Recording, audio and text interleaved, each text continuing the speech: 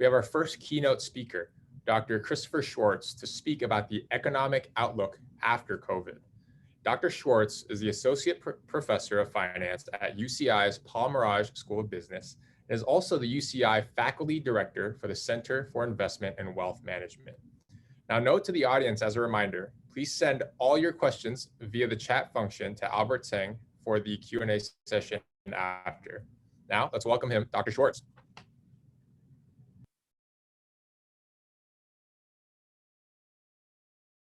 Oh, Dr. Schwarz, I think you're on mute still. Should be good? Yes, perfect. Yeah, I have a double mute. I have one on my mic and one on Zoom here, so make sure I didn't unmute myself.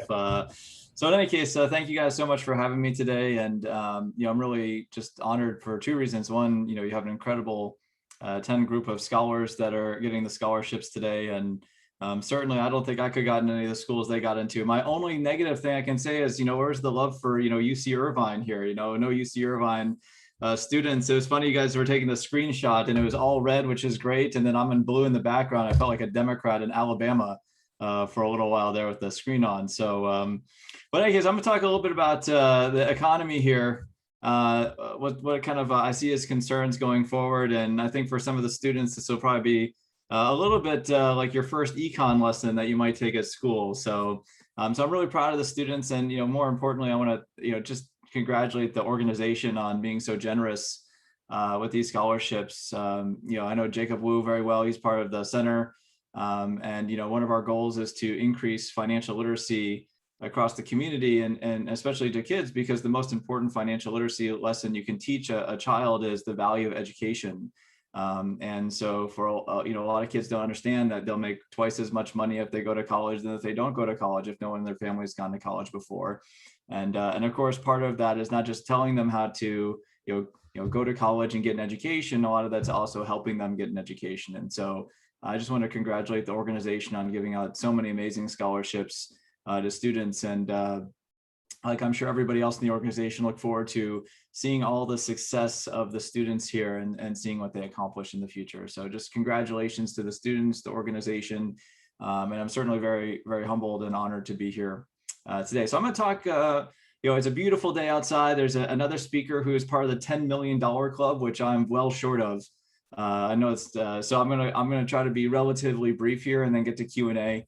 And so I'll put myself on a 25 or 30-minute time limit here, and then we'll do some questions. But in any case, once again, thank you for bringing me here today. So, we're kind of past the COVID period. I know, June 15th, we're reopening here in California. I was just in Las Vegas last weekend, and they're already reopened. And it was kind of a surreal experience to go through two full days not wearing a mask anywhere because I'm vaccinated. And, looking back, I think a lot of people, if you look at yourselves today compared to where pre-COVID, I mean, financially, a lot of people are probably asking themselves or looking in the mirror and say, I'm better than I've ever been financially after COVID's happened. Stock markets all-time high, real estate markets, amazing. A lot of people, didn't lose their jobs in the pandemic. We'll talk more about that in a moment. And now if you kind of look back, if you look at restaurants, for example, probably some of the graduate students recognize this person as the former governor of California rather than actor. But, restaurants, if we look at open table data, they're back to where they were before. So this is, the percent as a percent of pre-pandemic restaurant goers. And of course, we crashed down to zero and all the restaurants were closed. And we've had some choppiness as we recovered. But as of last week, according to Open Table across the nation here, we've had just as many people going to restaurants now as we did back before the pandemic. So, restaurants are starting to come back here. A lot of people are getting on airplanes, right? They're taking off and getting on airplanes. So this is some data from TSA that shows you the number of passengers that are going through TSA screening here in the United States. And again, you can see, this orange line that you see here is kind of 2019 traffic. And then you can see this blue line is basically traffic from the beginning of last year through the pandemic, and you can see it's also recovering. So in terms of what's happening in the economy, things are actually turning on really, really well here. And people have lots of money. So we've had a lot of stimulus checks. The state of California went from thinking that there are $50 billion in the hole, and now Governor Newsom has $75 billion, maybe even $100 billion to spend. which is great. Of course, that's very helpful when you're going into a recall election like he is. He can buy some votes, for example. And so, you have lots of money there. If we look at the economy is growing faster than it has in an incredibly long time. So the first quarter, the size of the economy grew by 6.5%. This quarter, the economy is going to grow by probably 10%. And so it's been probably 30 years since the economy has grown by 8% in any half of the year. All right, so we're having an incredibly fast recovering economy. Things are going well. And a lot of this is because really kind of COVID's over. And I know that a lot of people are very conservative, and I'll talk more about why I say COVID's over. But right now we're down to about 13,000 cases per day. All right, and we haven't been down to around 13,000 cases per day until all the way back of March 2020 when we weren't doing enough testing. Right, so we had 13,000 cases a day, maybe early March of 2020, but we were missing a lot of cases. Well, now we're doing a ton of testing, and we only have 13,000 cases a day. And a lot of that's just because we've been great about giving out vaccines. All right, so we've been giving out a lot of vaccines here in the United States. If you're over 12 years old and haven't gotten your vaccine, I'd strongly encourage you to get your vaccine. There's no microchip in it as far as I know. And you can see here that vaccines are actually starting to go down for two reasons. One, this peak here happened to be right when they announced the Johnson & Johnson vaccine was going to be paused, right? So they got people scared a little bit. But also, once you kind of hit an inflection point, you have a majority of people vaccinated, it gets harder and harder to get the next person vaccinated. And so here in the United States, about 65% of the population has at least one dose of the vaccine. And you can see we've given out about 300 million vaccine doses, right? So, we're doing well in the economy because COVID is dying off here, and things like California, for example, are going to be opening soon. But, for me right now, I kind of look around and I was texting a friend the other day who's an economist, and I'm like, things are kind of boring, right? Like COVID's going away, the economy is really doing well, the stock market's going crazy. And it's kind of like we're playing blackjack with Rain Man, and, and he's counting the cards and we know we're going to win. And for me as an economist, that makes me kind of get scared, right? So this is probably the one movie reference I have that the scholarship winners have, which is Shrek. It's quiet out there. It's a little too quiet. And so for me, I'm kind of thinking now, the rest of this year is going to be amazing. So don't get me wrong when I talk about things I'm worried about coming up here. The rest of the year is going to be great, but I want to give you guys some things to think about as we go through the rest of 2021 and see how things are going to go here. All right. So I'm going to give you like a list of things that are going to make me be worried, because inevitably every Fed chair, so every person that's run the Federal Reserve at some point has done something wrong that everyone scolds them for later. So many of you might not be young enough to remember when Alan Greenspan was this god that everybody loved, and then the housing market crashed, right? And of course, we had Bernanke that everybody loved, and then they thought he kept monetary policy too loose. And so Jay Powell is our current Fed chairperson. And so probably Jay Powell, at some point, people are going to be wondering, like, what's it going to take? What's Jay Powell going to do? Or basically afterwards, he throws his hands up in the air and says, yeah, I screwed up, but I can't be worried about that. Life is going to go on. Because inevitably what happens here is, our track record says that we're going to fail 100%. Right? There's no chance that we're not going to fail and end up in a recession again. And so now I'm starting to try and think about things that are going to make us fail. You'll have to apologize about my voice. We're at the end of the teaching quarter here at UCI. I'm teaching a lot of classes this quarter. My voice is failing right at the end of the quarter, as it should. So this is some of the stuff I'm worried about. So I'm not saying that this is going to happen tomorrow, but as we go through the rest of 2021, if you're thinking about the economy, these are the 5 things or 6 things that I'd want you to think about as we go through here, and that's going to kind of set us up for next year. All right. So if you come back and you hear me speak, I do forecasts every 3 or 6 months. These are kind of the things I'm going to check in 3 or 6 months from now and say, well, this is where the economy is going. All right. So the first one I want to talk about is just being a scaredy cat. All right. So, I think, the human brain has a very difficult time dealing with low probabilities. All right. So with the reactions, anybody want to give me a thumbs up if they're really scared of flying? Anybody really scared of flying out there? It's okay. I'll put my thumbs up because I'm terrified of flying. So let me go ahead and put my thumb up here. If I can do a reaction. I don't know if we can do reactions here, but no one, I'm the only one who's scared of flying? Or is everybody else just, anyway, everybody else maybe is flown much, so they're not scared of flying. But, your probability of dying in a plane crash any year is 1 out of 500 million, right? And the human brain doesn't know how to think about 1 out of 500 million. All right, so what happens is you either take it to a probability your brain understands, like 1 out of 10 or 1 out of 5. So you overinflate that probability. Or you say, oh my God, it's 0. Like I have no chance of dying on a plane. And so you really just don't worry about it. All right. And so what I thought I'd do is just show you your current probability of dying with COVID here. All right. So your probability of dying by accidentally getting poisoned every year is about the same as your probability of dying of COVID anywhere in the United States right now. Your probability of dying in a car accident any year is the same probability of you dying if you got COVID in California or if you live anywhere in California. And your probability of dying of COVID here in Orange County, we only had 18 cases of COVID yesterday in Orange County total, is about the same as walking across the street. All right, so as we reopen the economy here on the 15th, for us to really get back to normal, we need people to understand that their odds of doing or getting COVID is pretty much the same as tasks they do every day without even thinking about the risk. And so I think that's one of the things that we have to stress here to help the economy get better is to educate people that if they're vaccinated, that it's okay to get back to normal, right? They're not being, I think there's this big association before, if you didn't wear a mask, you were kind of like a jerk. Well, now it's okay not to wear a mask if you're vaccinated and you're being smart. All right, so that's one of the things that worries me. The second thing that worries me is whether or not we have too much stimulus. All right, we have too much stimulus. So I love coffee. And just to show you I love coffee here, I got a thermos of coffee, right? I got one Starbucks mug of coffee here. Up here, I'll put it here. This is from Miami, just to show you these are different mugs. And then I have another one here from Alaska. All right, so you could say that I'm very stimulated here with coffee. And eventually, if I have too much coffee, I'm going to get jittery and I'm going to talk too fast. I'm going to get nauseous and my stomach's not going to feel very well. And that's basically, we can have the same thing with the economy, right? We can put in too much money. And if there's too much money in the economy, everyone goes crazy and spends money at the same point in time. And so one way to measure if there's too much stimulus is to think about how much money the government is spending. All right. So of course, this year, everyone is familiar with the stimulus checks that went out and everything else that happened here. But just to show you how much money is being spent right now by the federal government, by Joe Biden, if you want to classify to a president here. So you can see that on average, we spend about 18% of our total economy on the federal government.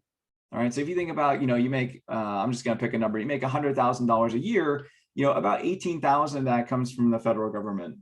All right. So right now, what they've done is you can see went from 18% in 2019. And now you can see that the federal government's like 30% of spending. In other words, the amount of money the government has spent has literally gone up by about 50% in just a year or two, right? We spend so much extra money. And we want to continue to do that going forward. The Joe Biden administration wants to continue to do that going forward. And so what happens is if we have all that stimulus going in at the same time, that can cause some problems for the economy, which I'll talk about here in a moment. The one way that you can kind of, get rid of some of this extra spending, of course, is pay for it. And on the other hand of the spectrum, of course, we could tax people, and that takes money away from the economy. So this is a percentage of the economy that comes from taxes. This is the amount of money going to the federal government. And you can see that for a few years, it's going to stay the same, but eventually they want to raise taxes. I'm sure you guys have heard about the Joe Biden tax increases that he wants to put through. So he wants to raise capital gains taxes and some other stuff, but that wouldn't hit for a few more years. So basically we're going to have all this stimulus coming in, and there's really not going to be a lot of taxes to offset it. And so that's really going to try and get the economy going when you can see it's already growing at 10% per quarter, which is really, really fast. All right, the only thing that's the fly in the ointment here is the probability of us getting a big stimulus package out of Congress is actually getting lower. So right now they don't want to, I won't get into the complicated government and politics stuff, but basically the probability is getting lower because there's some kind of angst with the Democrats and others in the Senate. And the other thing to note here is that generally speaking, this is really the Democrats' only chance to get a big stimulus bill through. And the reason that's true is because the president's party, so in this case, Democrats, typically lose seats in Congress and in the House. So in the House and Senate during the midterm elections, which, believe it or not, the midterm elections are only like 1 year away already. It just feels like we just had the 2020 presidential election end and already the political cycle is starting up again here. But you can see here, the orange bars here are when the incumbent president loses seats in the House and loses seats in the Senate. And you can see in almost every case that the Democrats would be expected to lose seats in the House and seats in the Senate. And of course, if that happens, especially in the Senate, the Republicans will take over and we're not going to get anything done on the political side. All right, so what's the problem with all the spending? Well, again, another movie that our scholarship award winners might know, this is Finding Nemo. And what happens, of course, Finding Nemo's in the water here, and there's all these seagulls that want to eat Nemo. right? And it's the same type of idea. If everybody has money, all right, if everybody has money, then you can go ahead and everyone's going to try to buy the same stuff. So I'm not sure how many people have, again, I don't think people want to be super interactive here, but I'm sure people have filled up their car with gas. Gas is what, $4.30 a gallon here in California right now, at least in Orange County. I'm sure people have tried to buy some stuff that's been incredibly hard to buy. Anyone try to buy a house recently? You can put your hand up if you try to buy a house recently. That's been very difficult to do. Cars are incredibly hard to come by. And so what happens is everybody's trying to buy the same thing, and inevitably prices go up. All right, so this is the price of grains, wood pulp, lumber, copper. They're all up, 60% here over the last year. Of course, oil prices are up quite a bit. That's what we're dealing with gas prices. And probably the worst of all right now, especially for Irvine, where we need more housing, is the price of lumber. So of course, houses are built with lumber, and the price of lumber is up 200-300% this year. I just had a friend, he's in commercial real estate. They got a $35 million loan to build apartment buildings, and they literally had to stop the project because they just can't afford the lumber. The price of the lumber went up by $2 or $3 million. So now the project's on hold. All right, so basically what's happening here is we're stimulating the economy a lot. It's creating a lot of inflation, and that's becoming a problem for the economy. And really kind of, if you walked away from one thing here today about what worries me at night, is that it's really about inflation. All right, so this is one way to measure inflation. This is called CPI. This is the Consumer Price Index. And what this does is, imagine you go into Albertsons and you buy the same basket of stuff every month. The question is how much more each month does it cost you to buy the basket? And of course, this is for the entire economy, right? So it's not just stuff, food that I'm talking about here, but it's just a metaphor for what they do. They look at gas prices, housing, car sales, etc. And you can see that we're at like 5% inflation right now in the US, if you include food or energy, which is among the highest inflation we've had in the last 30 years. And if you look at something called core CPI, so food and energy prices tend to move around a lot. So if you look at more kind of core items that are kind of more steady, you can see this is the highest inflation we've had since the early 1990s. All right, so we have a lot of inflation right now, and that's one of the biggest issues that we have in the economy. All right, and that's the really thing that we have to look out for. If we had no inflation right now, we would be in like the best Goldilocks scenario ever, right? Things would be perfect.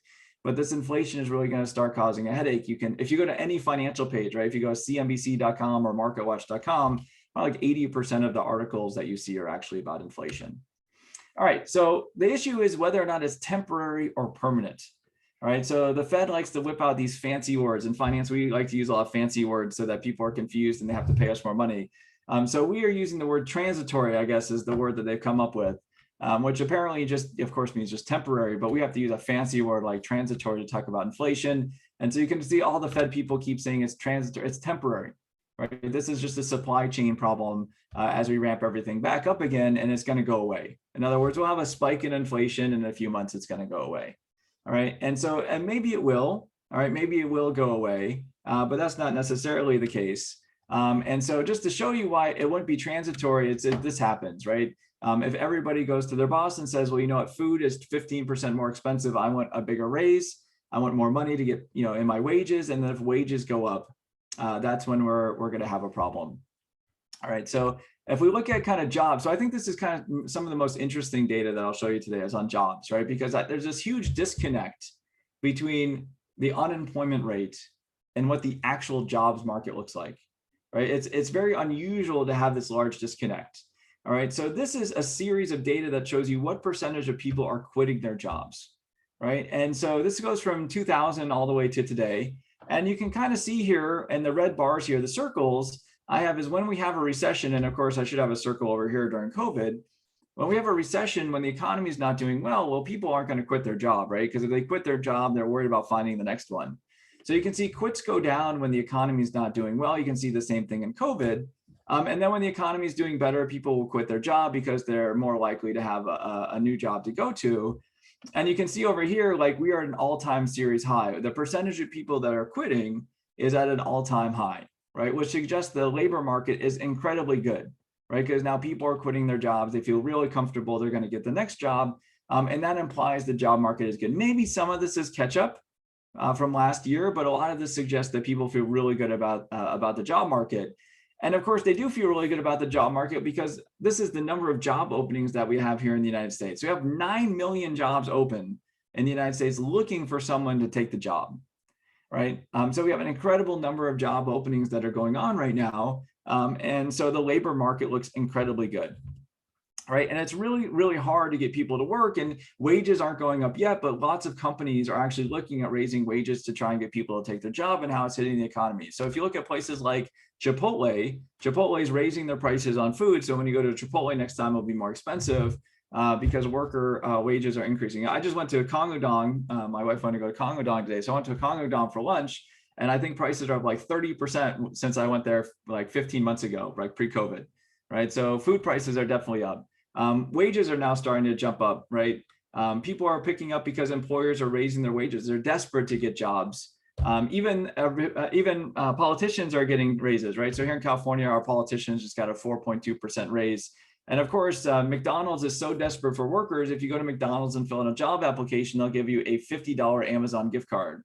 So today I'm going to get a Big Mac and then fill out an application to get my gift card. I'll probably be overqualified for a job at McDonald's, but hey, if they're going to give me a gift card to apply, I'll go ahead and apply for a job at McDonald's. Right. So the point here is that really we're in this weird job market where the jobs data, like the quits and the number of open positions, look like we're doing really, really well. But then if you look at the actual payroll data, it looks like we have this big hole to fill.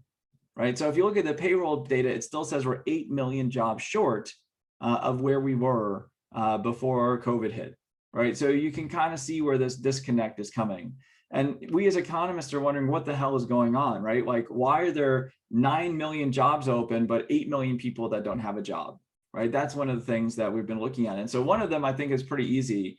And this is what we call structural unemployment, right? So there's 3 different kinds of unemployment. One is called structural, which is there's a lot of jobs out there where there's just no person qualified to take the job. All right, so I'm not sure what our 10 scholarship recipients want to go into for work, but if you go into a STEM field like computer programming or an engineer, right, it's incredibly easy to get a job. There are not really many of those people that are unemployed versus a lot of the people that lost their job during COVID are probably leisure and hospitality type folks that obviously don't know how to computer code, right? So a lot of this is probably structural unemployment. A couple of other reasons you might have heard is childcare. So one of the things I've heard a lot is women, even still in this age, are more affected by childcare than men. And so, I think that's one of the things people talked about. But if you look at, the participation of women, if you look at relative to where we were prior to COVID, you can see both of them drop. So this is men and women, but you can see they've recovered about the same. So it doesn't really look like it's like women only that are staying out of the workforce, which is causing us to have this this big kind of job gap. It really doesn't look like it's probably a childcare issue, at least from this fact it's only affecting women. I think it's probably affecting men and women that kids are home. So my son has made a number of appearances on Zoom meetings the last few weeks. All right. One of the things also that people talked about when it comes to unemployment is that people are incentivized not to get a job. And this one, maybe there's a little bit of evidence of, right? So this is here in California, it's pretty close to $15 minimum wage, 40 hours a week, that's $600 a week, 52 weeks out of a year. That means you make about $31,200 if you have a full-time $15 an hour a week job here in the US. In California right now, you have $450 as your maximum unemployment benefits. You get $300 extra right now, all the way through Labor Day, so another 3 months almost. Times 52 weeks means you get $39,000 if you stay unemployed, which means that you make an extra $8,000 working for nothing. And so there is some evidence that, that maybe there's some incentive for people not to get a home. So I'll give it the Dwight Schrute, but, I don't really think this is the main reason that we have this disconnect. Right? I just think a lot of the leisure and hospitality jobs we had before aren't coming back because workers are too expensive now, and the jobs we have open, there's not a good fit. All right, so the last thing I'm going to talk about is work at home. Now I want to talk about the financial markets for a little bit. I want to talk about 10 more minutes. I'll take some questions. But one of the things that is driving me crazy right now, and so I'm going to admit that I'm starting to sound old, right? Like those things when I was young, and kids these days, and I'm starting to say some of that things. For whatever reason, workers don't want to go to work, and I'm not shocked. So 42% of remote workers say they're going to quit their job if their manager makes them go back into the office. Which of course I kind of chuckle at, because if they quit their job, all the jobs open will require them to go back in the office. So it's like cutting off their nose to spite their face. Apple announced last week that they're going to have a very generous policy where you had to come back in September, but instead of coming to the office 5 days a week, You only had to come into the office 3 days a week. And so a bunch of workers started like a petition to protest that they had to come back in the office. And like this one person was even complaining on the chat board, well, now that we've been at home so long, they need to start adding incentives for us to go back to work, like paying for gas and transportation plus time commuting. And I love this response. I don't know how to tell you this, but your salary already included money for that. So you have these like people who never want to go back to the office. And I'm just telling you, it's just not going to happen. And the reason is a couple of things. So one is bosses like to keep an eye on you. So I had a computer consulting company, after I graduated college, I started, and, I could have worked from anywhere, but, the people paying me kind of want to keep an eye on me and make sure I was working, even if I was getting the work done, they want to see me to get the work done. And I think one of the issues now is that people can go places during the day. I have a friend that I guess there's this thing you can buy on Amazon that it randomly moves your mouse around when you're not there to make it look like you're on your computer when you're out playing golf, right? So apparently these things exist.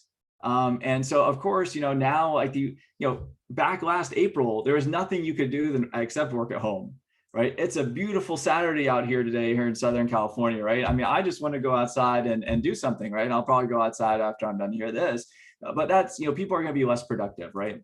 And so my guess is most people are going to be more productive in the office. So this is probably the most controversial thing that I would say to most people. I think most people are more productive if they're in the office. I think work policies will be more flexible going forward, but I think everybody's eventually going to have to probably go back in the office.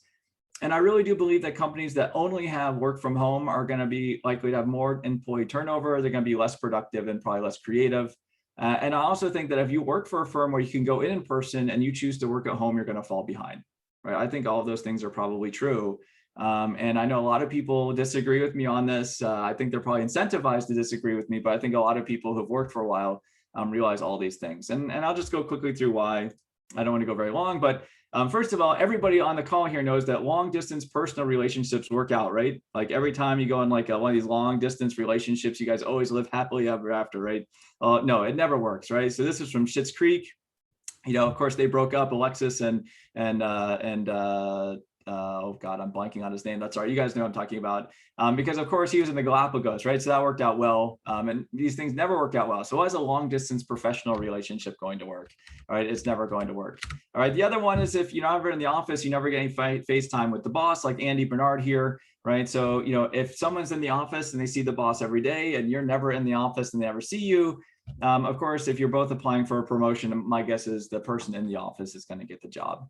All right, so just my random thoughts on what's going on. All right, so I'm going to skip this stuff for here in a minute, and then I'll basically conclude here. I think the economy is going to be doing great. With the economy, data is going to be great. Inflation is the question, right? And so this is the thing I encourage all of you to pay attention to.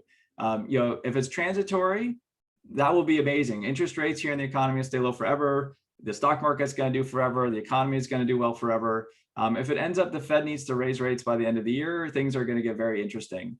And so I think that's the thing that I try to emphasize. It's going to have watch wages. I think that's really the thing that you want to watch. If you see a lot of people getting raises and wages going up, that's going to be a big red flag about what's going to happen to the economy in 2022. This year, we're all set. We're going to do well no matter what. But we got to start thinking about next. It's already 2021 is almost halfway over, if you really believe it or not. All right, last thing I want to talk about just for 2 seconds here is everybody cares about residential real estate. I don't have any other word to describe it other than it's insane. If you try to buy a house anywhere pretty much in the United States right now, it's almost impossible. Just to tell you how impossible it is, on average, a house is closing in 7 days once it's listed, right? So from the moment it's listed to the moment it has an offer accepted is 7 days. Half of houses are accepted in 3 days, right? So if you're trying to buy a house right now, I wish you the very best of luck. House prices you can see here are really, really high. House prices are going up by 14% per year. And the really reason is there's no houses to buy. Like if you are in Irvine and you go to Redfin and you put in Irvine and look for a house, my guess is you'll be shocked at how few houses there are to buy. And so everybody's fighting over the same house. The other thing that I'll tell you that nobody believes, believe it or not, housing is cheap across the country, right? I know a lot of people on the call think I'm crazy and they probably are tuning out now and maybe thought I had too much in my coffee, but really housing is cheap. And the reason that housing is so cheap is two things, right? Since the bubble here, right? So this is the average income it takes to afford a house across the country. So of course, every real estate's local, but if we're speaking generally, if you look at kind of bubble pricing here, this is during the housing bubble and we're all the way down here today. And the reason we're all the way down here is two things. One, We've had 16 years for people's wages to go up. So wages are about 40% since the housing bubble. But more importantly, does anybody remember, you can put in the chat, does anybody remember what mortgage rates were in 2005? Anybody remember what mortgage rates were? You can put it in the chat there if you remember. Now, I had to listen to my parents tell me about the 17% mortgage rates in 1979 or whenever they bought their first house. Nobody remembers? 7%. So mortgage rates during the last housing bubble were 7%, and we're only like 2.9% today, right? So housing is incredibly affordable because rates are too low. And just to show you how affordable it is, if we were to go back to bubble pricing at our current interest rates, the same affordability, housing prices would have to go up by 70%. So that's pretty crazy to think about, that there's a lot of room to run in real estate. All right. So a couple of things I just want to mention on financial markets, and then we'll take some questions. I mean, I could talk all day, but you guys want to do some stuff here that doesn't involve me. So I'm just going to advise you when it comes to stock market, not to be distracted by the beautiful meme stocks, right? So the AMCs, the GMCs and GMEs and whatever, not Berkshire Hathaway, Blueberry or whatever the hell's going up. Because I know a lot of you are experiencing FOMO, right? You've heard about somebody that bought Dogecoin or some other coin that's up like $1 bazillion. Now you want to go out there, you want to buy. And even the most rational people I know like are calling me up and say, oh my gosh, should I buy some crypto? Oh my gosh, should I buy some AMC? And you just, you want to take the newspaper and just give them a little smack beside the head. Because really what these stocks are, oh, by the way, these are literally my last 2 Uber rides I've taken across Irvine. So what do you do? Well, my second job is Uber driving. My first job is day trading. Then they ask me what I do. And I'm like, oh, nice. I'm a finance professor. And then they lecture me for the next 15 minutes on my right about how financial markets work. That's probably not a good sign. Not a good sign. So I'll just tell you a quick story. There's a guy named Peter Lynch. So if you want to, there's a book called One Up on Wall Street by Peter Lynch. Great book. You can buy it on Amazon. It's a book that anybody can read, even if you don't know much about finance. So Peter Lynch talks about going to cocktail parties. So he knows the stock market is doing poorly when he tells somebody he's a stock trader at a cocktail party and everyone runs away from him, right? He knows the stock market is doing okay when he tells people he's a stock trader and they ask him what stock he should buy, give recommendations, right? And he knows we're in a stock market bubble when he tells people they're a stock trader and the other person starts giving him stocks to buy. And so I feel like we're probably in kind of that bubble here, but just to show you how crazy meme stocks are, right? This is if you had $1 million in your brokerage account, on average per day, if you invested all of it in GameStop, your value would go up and down by $134,000 per day. So every day you log in, it would go up by $134,000 on average or down by $134,000 on average, right? That's crazy. That's what we call gambling. Right. So who knew the most popular game that GameStop would ever sell is its stock? All right. It's probably the most entertaining thing anyone's ever got before. Right. Just to show you how crazy this is, I'm going to keep the same y-axis scale here. All right. So this is the same y-axis scale for the S&P 500. And that's how much the S&P 500 changes on a daily basis. Right. $7 grand per day. This is gambling. This is gambling. And this is investing. Gambling and investing. All right, so that's gambling and investing. All right, we're off to a really good start this year. We're up about 15%. I don't see any big crashes in our future, so I don't think we have to run for the hills and things are going to crash.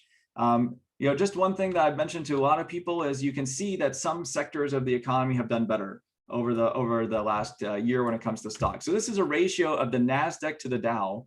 And if you're not familiar, the NASDAQ is like technology stocks like Tesla and Netflix and Zoom and all those other things. And then the Dow is like your old stodgy stocks, like they're the most boring companies you can think of. And so this is the ratio. So you can see here, well, of course, this is the late 90s. This is the tech bubble. So the NASDAQ got way out of line with the Dow and then it crashed and they went back. And you can see the same thing kind of here with COVID, right? Everybody got excited about Netflix and Tesla and everything else. And they kind of really peaked above what, the old boring stocks that we see here. And so my guess is that Dow stocks are probably going to do a little bit the NASDAQ stocks going forward. Because I always like to ask people who love Netflix, if someone hasn't subscribed to Netflix by now, when are they going to actually subscribe to Netflix, right? I mean, anyone's going to subscribe to Netflix has already done it. Another thing is growth versus value. So this is very similar to this chart, right? NASDAQ is growth stocks and Dow is value stocks. So value stocks are like, again, boring companies who grow very slowly versus the Teslas and the Netflixes and the whatever else you can think of the world. And those growth stocks have also done way better than value. And so value stocks will probably also be doing better over the course of the next few years. And you can kind of see that even this year, value has been doing better than growth in the stock market. And you can see that the Dow has been doing better than the NASDAQ so far this year. My guess is that trend will probably continue over the next few years. All right, one last thing I'll note here, and I'm over time, so I'm going to stop. But one thing that I'll say here is probably we're maybe a little bit ahead of ourselves in the stock market compared to maybe where we should be. All right, so this is a comparison of coming out of the financial crisis back in the 2009. So that's the blue line. So you can see the stock market rise. And then the orange line here is out of COVID. And you can see they've tracked really, really nicely. But this is about the time that we kind of had a little pause during the financial crisis, right? So my guess is that we'll probably have a bit of a pause coming up here over the next few months. I think maybe haven't got a little ahead of ourselves, but I think we probably have a little air pocket here as we go through the rest of 2021. All right, so just to give you a little warning there, I don't think we're going to crash, but if you want to put some money to work, you might want to wait a little bit and see if we get a correction during this summer. All right, so that's I have lots of data, but anyway, economy's going to be great. Watch out for inflation, watch wages. That's really going to be your key when you're thinking about what's going to happen in 2022. Stock market looks good. I mean, prices are high, but interest rates are low. I don't think we're going to be any big crashes, but we might have a little bit of an air pocket here for a few months as we go through the summer. And I could talk for days. So anyway, I did an econ forecast on Thursday for the Greater Econ Chamber, and I'll put in the chat my website where I posted the slides and the full recording if you want to hear more. And otherwise, I'm happy to answer questions. There was one person who wrote about commercial real estate in the chat, and then we'll go to the Q&A. So first questions about commercial real estate. I think probably the biggest struggle will be for malls.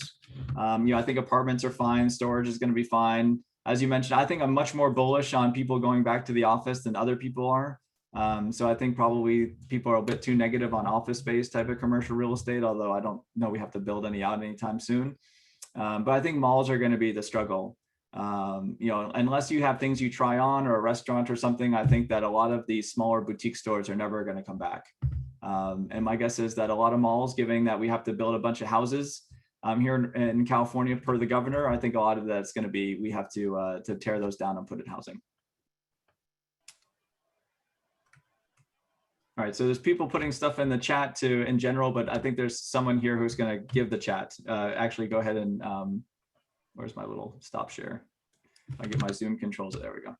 Thanks, Doctor. Yeah, thank you so much, Dr. Schwarz. I mean, that was a very insightful talk. I'm going to go ahead and sell my portfolio and buy the dip. Q&A. Albert, what questions do we get in? I'm sorry, I heard recording in progress. I missed your question. Oh, I think so. We're going to go to Albert, who's been fielding all the questions. And sure, go ahead. Hi, Dr. Schwarz, and thank you very much for this insight presentation. So the question actually in the chat is, how do you predict the job market will be in May, say 2022? May 2022. I think next year's job market will be, I think the job market going forward will be, for the relative, it'll be good. I mean, the job market right now, I mean, if you have any kind of education, which, we're obviously talking about college education on this call today. I mean, the job market already is incredibly good. So there's tons of job openings, tons of jobs. And, a year from now, like I said, I think the economy is going to do great for the next, 6 to 12 months. And so I think next year, barring something crazy happening, I think next year's college graduates will be in a very good position. Because of this pandemic, actually kind of changed our lives in many ways, right? Like you mentioned, that virtual meeting and work from home and stuff. What do you think, what is your advice to students currently in college or is going to graduate very soon? What will be the hottest job you think will be in Coachella area? Well, I guess I'm going to give a little, I think the next person has more advice on how to live a fulfilling life. So I should probably leave it to him. But, my recommendation to students is always not to go for the hottest job or the high paying job. You got to go for a job that you love. You want to have a job that doesn't feel like a job. I teach financial literacy to the freshmen when they come into UCI and they're 18 years old. And I ask how many people want to retire and everybody raises their hand. And then I asked them, well, how many people want to retire today? And all the kids raised their hand, right? And I tell them, sadly, they have 50 years of work left, right? I mean, 18 years old, you have 50 years to go, right? And so I always tell people, you know, have a job that you love, you know, because I love my job, right? And, you know, for me, I don't mind going to work. A lot of the times I'm working on the weekend because I'm curious, not because anyone's telling me I have to do it. So that would be my first piece of advice. If you're looking for hot jobs, I mean, I think anything that's related to big data, technology, engineering. I mean, you can see the chip industry is incredibly hot. I think STEM jobs are always are going to be the hot jobs going forward. If you have a STEM job, STEM education, it's always going to be easy for you to get a job. I mean, that's just for two reasons. One, that's where the economy is kind of going to, and health is also obviously another one. But two, because I think that for whatever reason, people are scared of STEM. I think, you know, it's hard. I mean, you go to ECI and you're like a bio major or a chemistry major, you know, those are hard majors to get through. And I think a lot of students are scared of getting a B or scared of getting a C. And, you know, I think that's unfortunate. So, you know, again, I also tell students, you know, no one cares about your GPA once you get your first job, right?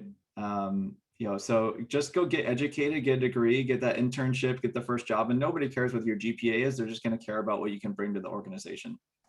Okay. There's another question I'm asking. What degree do you think income disparity will get worse during the economy's recovery?